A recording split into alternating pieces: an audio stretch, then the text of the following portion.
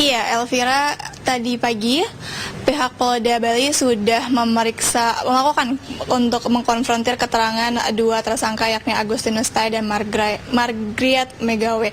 Margriet akhirnya bersedia untuk dikonfrontir keterangannya setelah pada 4 Juli lalu ia menolak untuk dilakukan konfrontir keterangannya dengan Agustinus Tai.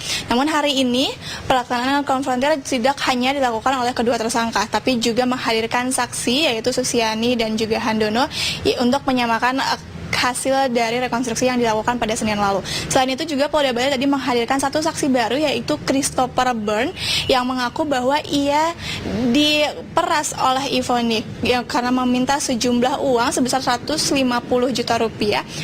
Namun menurut Christopher, Ivoni tidak pernah memintanya secara langsung, melainkan mengirimkan SMS yang menurut Ivoni itu adalah SMS yang dikirim oleh seseorang yang mengaku penculik kepada Christopher. Mungkin untuk lebih jelasnya saat ini saya sudah bersama dengan Siti Sapura dari P2TP2A. Mbak Siti mungkin bisa jelaskan mengenai saksi baru yang tadi dihadirkan di Polda Bali ini. Christopher Byrne itu adalah orang yang selama ini care terhadap anak-anak ya, terutama dengan hilangnya Angelin, karena memang dari awal dia merasa dia menghubungin saya, dia mengatakan saya melihat ke anak saya punya anak 3 tahun, gimana jika seandainya anak saya yang hilang. Nah pada saat itu karena sudah ada di media sosial bahwa hilangnya anak, yaitu hilangnya Angelin udah masuk di media, dia tuh menghubungi salah satu nomor HP yang tertera di dalam tulisan itu gitu. Nah, salah satu adalah pertama dia hubungi dulu si yang punya pemilik FB-nya itu adalah si Christine melalui inbox. Nah, Christine hanya memberitahu kepada Ivon, dan mulai besoknya Ivon yang instan menghubungi si Christopher. Nah, Chris itu bertanya kepada si Ivon, apa yang bisa saya bantu supaya adik kamu cepat diketemukan. Nah, pada saat itu Ivon bilang begini, ini polisi tidak serius melakukan pencarian terhadap adik saya, polisi tidak melakukan apa-apa. Nah itu kata-katanya Ivon pertama kali menghubungin si Chris. Nah Chris bilang, ya udah aku akan bantu, tapi aku bisa bantu apa? Saya menawarkan diri saya untuk mencoba membantu menemukan adikmu dengan memasang beberapa pengumuman, dalam artian settingan kertas itu kan, banner itu. Nah di sana tuh memang inisiatifnya si Chris untuk mengatakan bagi siapapun yang bisa memberikan informasi tentang adanya si Angel di mana, maka diberikan tebusan 40 juta. Emang inisiatifnya si Chris gitu loh. Cuma di balik itu kan pengumuman itu dipasang sama si Chris tanggal 17. Tanggal 18 si Ipon sudah menghubungi. Si Ipon mengatakan pada jam 13:41 itu mendapatkan SMS dari seorang penculik yang berasal dari Sidoarjo. Tetapi 13:42 udah langsung di-forward ke Chris. Nah, Chris curiga, kenapa tidak lapor ke polisi dulu gitu loh.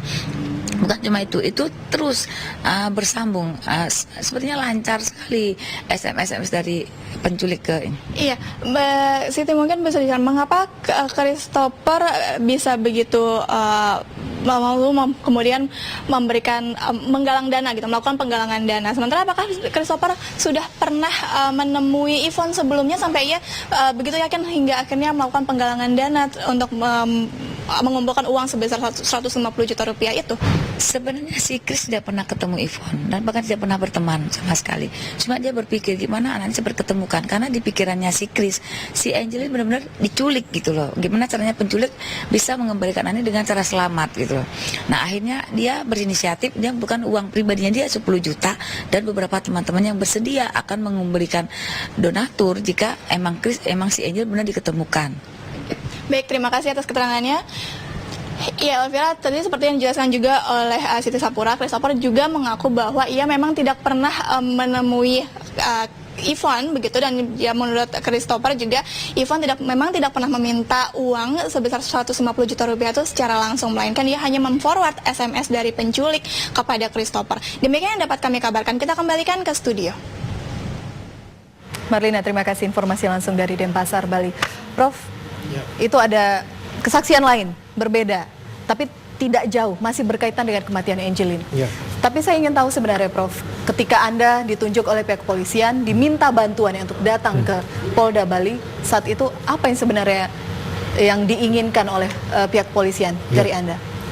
Jadi betul, saya diminta oleh Bapak Kapolri untuk turut dalam kasus penyidikan kasus Angelin ini.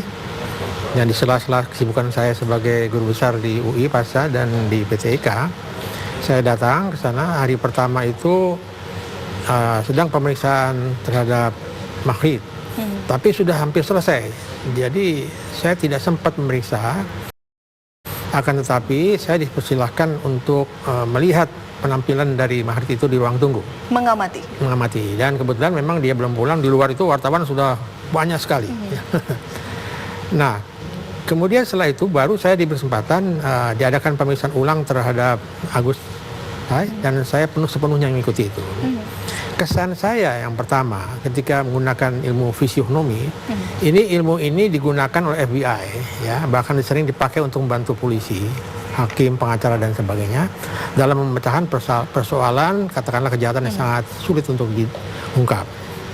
Kesan pertama ketika saya melihat Ibu Mahrid itu, pertama orangnya pandai berdebat, bisa dilihat dari dagunya yang agak rata dan sebelah sini. Yang kedua, ciri yang kedua dia itu uletnya luar biasa dari sini. Dan yang ketiga adalah, sebelum yang ketiga Prof, untuk memudahkan Anda menganalisa, kami menghadirkan foto Margaret di sini bersama kita, tapi secara lengkap, secara mendetail kita akan jelaskan, Prof akan mendeskripsikan sesaat lagi. Kita harus jeda, kami kembali saat lagi di Geser.